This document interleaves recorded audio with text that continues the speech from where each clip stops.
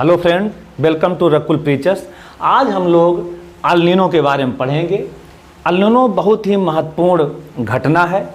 यह वास्तव में दक्षिणी अमेरिका के पश्चिमी तटीय देश से यह पैदा होती है और दक्षिणी अमेरिका के साथ साथ इंडिया, भारत को बेहद परेशान करती है।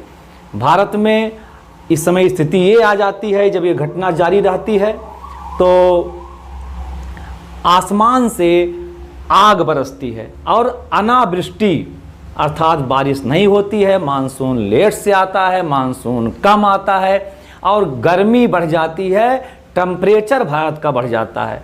तो ये घटना इतना महत्वपूर्ण है कि इसको हमको विस्तार से पढ़ लेना चाहिए। ये अल नीनो यह गर्म जलधारा है।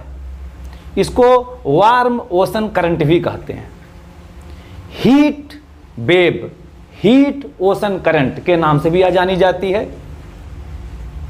इससे समुद्र का जो तापमान होता है वो 2 से 5 डिग्री बढ़ जाता है। तो अगर 5 डिग्री, 2 से 5 डिग्री, 3, 4, 5 डिग्री का टेम्परेचर बढ़ जाएगा हमारे वायुमंडल का, तो पूरा हाहाकार मच जाता है। आजकल आप लोग देख रहे होंगे कि बारिश नहीं हो रही है। मई, जून का ये लास्ट सप्ताह चल रहा है, बारिश नहीं हो रही है और हाहाकार मचा हुआ है। टेम्परेचर 40 से 45 डिग्री, उत्तर प्रदेश का विशेषकर 40 से 45 डिग्री टेम्परेचर बढ़ गया। आप सोचिए कि जहां पर 35 से 38 के बीच में टेम्परेचर हुआ करता था और जून के प्रथम वीक में मानसून आ जाता था और बारिश शुरू हो जाती थी, आज अभी मानसून नहीं आया है, लेट से आने की संभावना है या आने वाला है। तो ये केवल इसी अल नीनो घटना कारण ऐसा होता है। ये टेम्परेचर को बढ़ा देती है। टेम्परेचर बढ़ जाएगा तो मानसून देरी से आएगा। इसी बीच हमारे यहाँ बिपरजॉय क्लाइमेट भी आ गए, वो साइक्लोन भी आ गया था। तो अरब सागर से जो मानसून बनने वाला था वो अपने साथ लेकर चला गया, तो इससे 10 दिन का एक और ब्रेक लग गया। तो अल नीनो की जो घटना होती है, ये होती है वास्तव में दक्षिणी अमेरिका के पश्चिमी तट पर होती है और उसका प्रभाव इंडिया सहित ऑस्ट्रेलिया आदि देशों पर पड़ता है। तो यह मूलतः स्पेनी भाषा का यह शब्द है जिसका अर्थ होता है छोटा बच्चा। इसका जो नामकरण है वो पेरू के मछुआरों ने इसका नामकरण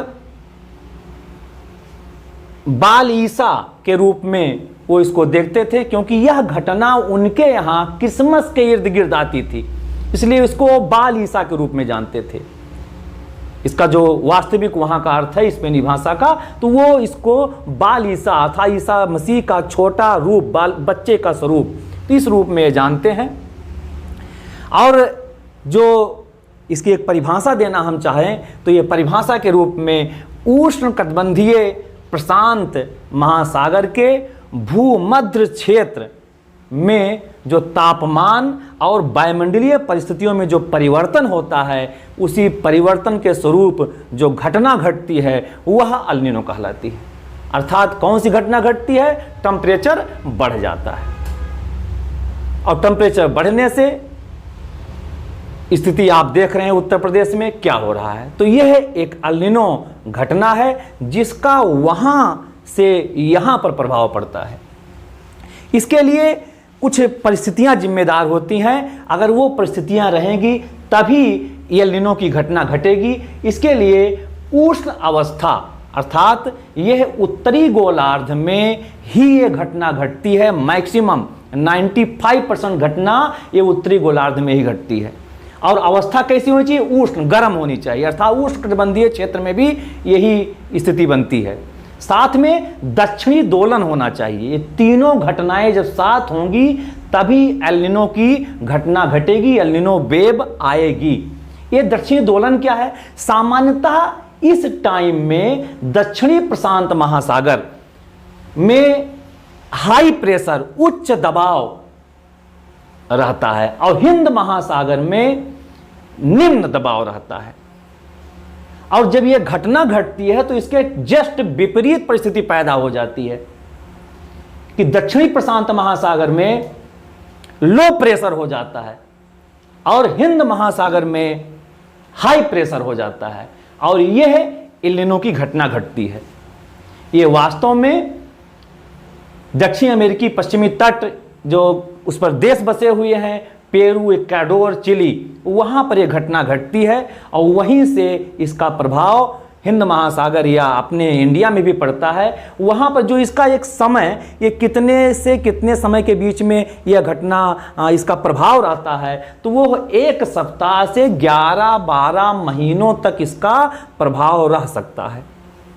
और इसकी पुनरावृत्ति एक वहाँ पर एक अनुमान लगाया गया है कि 10 वर्षों में लगभग 2 बार यह घटना जरूर घटती है, कभी कभी 3 बार भी घट जाती है। तो जो एक स्थिति बनती है, जो इसकी पुनरावृत्ति होती है, वो 10 वर्षों में 2 से 3 बार यह घटना जरूर घटती है। अब इसका खामियाजा हम लोगों को भुगतना पड़ता है, भारत वालों को भुगतना पड़ता है। इस समय टोटल यही कंडीशन विद्यमान है। एल नीनो आ गई है, एल नीनो वेव चल रही है। इसके पहले 2019 में आई थी, तब भी यही समस्या थी, टेम्परेचर बढ़ गया था, बारिश कम हुई थी। इस बार भी वही स्थिति पैदा हो गई है, टेम्परेचर बिल्कुल इतना बढ़ गया कि पूरा हाहाकार मचा हुआ है, लोग परेशान हैं और वृष्टि तो हो ही नहीं रही है, पानी बरस नहीं रहा है, ये समस्या पैदा हो गई है। तो ये समस्या इस एल नीनो कारण होती है। इसकी उत्पत्ति कैसे होती है? वास्तव में दक्षिणी प्रशांत महासागर की जो व्यापारिक पौने हैं, जो नियमित पौने हैं, वो गर्म सतही जल, चूंकि वहां का टेम्परेचर अधिक हो जाता है और अधिक जो गर्म का जो अर्थात समुद्र का जो सतही जल है, ऊपरी वाला पार्ट है समुद्र का भाग, वो गर्म हो जाता है और वो व्यापारिक पौने अमेरिकी तट से दूर ऑस्ट्रेलिया, फिलीपींस आदि देशों में ढकेल देती हैं, अर्थात उन जल को स्थानांतरित कर देती हैं, और जो प्रशांत महासागर के किनारे किनारे बहता है और तापमान 2 से 5 डिग्री सेंटीग्रेड बढ़ जाता है। यही मेन घटना होती है कि वहाँ से वो ये व्यापारिक पौने उस सतही जल को अर्थात गर्म पानी को समुद्र के वो ऑस्ट्रेलिया, फिलीपींस की तरफ स्थानांतरित कर देती हैं, उसको प्रवाहित कर देती हैं एक वेव के रूप में। और उसका प्रभाव क्या पड़ता है? पूरे हिंद महासागर में जो टेम्परेचर होता है वो 2 से 5 डिग्री बढ़ जाता है, जिसका प्रभाव भारत में तापमान वृद्धि और अनावृष्टि के रूप में पड़ता है। तो भारत में जो इस समय तापमान वृद्धि हो गई है, हम लोग देख रहे हैं 5-6 डिग्री टेम्परेचर बढ़ गया है और अनावृष्टि, बारिश हो ही नहीं रही है। अब ये शुरुआत होने वाली है, कितना दिन, प्रथम जून के प्रथम सप्ताह में बारिश होती है और आज हम समझते हैं कि अंतिम सप्ताह में हम लोग पहुंच रहे हैं और बारिश की शुरुआत अब होने वाली है। तो ये घटना बहुत महत्वपूर्ण है। भारत में इसका और कौन कौन सा प्रभाव पड़ता है? भारत में एल नीनो का और क्या क्या प्रभाव हो सकता है, इसको भी हम लोग गहराई से यहाँ पर चर्चा कर लें। तो एल नीनो की जो अवधि है भारत में, वो मार्च से जुलाई 2023 तक, इसका प्रभाव इस टाइम पीरियड में ज़्यादा दिखाई पड़ रहा है। ऐसा नहीं कि इसी समय से भी, वो तो लगातार चल रहा है, पर जो ज़्यादा हम लोगों को प्रभावित कर रहा है वो इसी टाइम में ज़्यादा प्रभावित कर रहा है। ये जो तापमान हमारे यहाँ का है वो 2 से 5 डिग्री टेम्परेचर तापमान बढ़ गया है, और जो आर्द्रता है, नमी है हमारे वायुमंडल की, वो 40 से 45% घट गई है। बारिश कहाँ से होगी? और इसीलिए भारत में जो लगातार भीषण गर्मी का प्रकोप जारी है, अर्थात जो कहा जाता है कि भारत में आग उगलता हुआ आसमान, वो इसीलिए आपको हम लोगों को समझ में आ रहा है कि इतना ज़्यादा गर्मी क्यों पड़ रही है। 39 से 44 डिग्री टेम्परेचर बहुत बड़ी बात होती है। तो ये केवल इसी के कारण हो रहा है, एल नीनो के कारण हो रहा है। इसके अलावा और कौन कौन समस्याएं हैं? समुद्र के तापमान में वृद्धि, उसी कारण सब कुछ हो ही रहा है। मानसून में कमी और विलंब दोनों स्थितियां इसमें आएंगी कि अगर अलिनो वेव रहेगी, अलिनो की स्थितियां रहेंगी, परिस्थितियां रहेंगी, तो हमारे मानसून में बारिश में कमी भी होगी, अर्थात कम बारिश होगी, और मानसून विलंब से भी आएगा। हीट वेव, भीषण प्रकोप, उसी का प्रभाव है। हमारे जलाशय सूख जाएंगे, सूखे का प्रभाव रहेगा, नदियां सूख जाएंगी, पेड़ पौधे कृषि आदि पर कुप्रभाव पड़ेगा। और इसी समय हमारे यहाँ इस टाइम में जून में 15 जून को बिपरजॉय चक्रवात आ गया। बिपरजॉय चक्रवात आने से, चूंकि यह चक्रवात अरब सागर में आया था, तो वहाँ से जो नमी आर्द्रता थी अरब सागर की, वो अपने साथ सब समेट कर लेकर चला गया। इसके कारण अरब सागर में नमी नहीं है, आर्द्रता नहीं है। इससे भी 10 दिनों तक मानसून पर ब्रेक लग जाता है। नहीं तो अरब सागर के सहारे ही हमारे यहाँ मानसून आ जाता, पर यह बिपरजॉय तूफान भी उसमें अपनी अहम भूमिका निभा दिया हमारे इस समस्या को बढ़ाने में।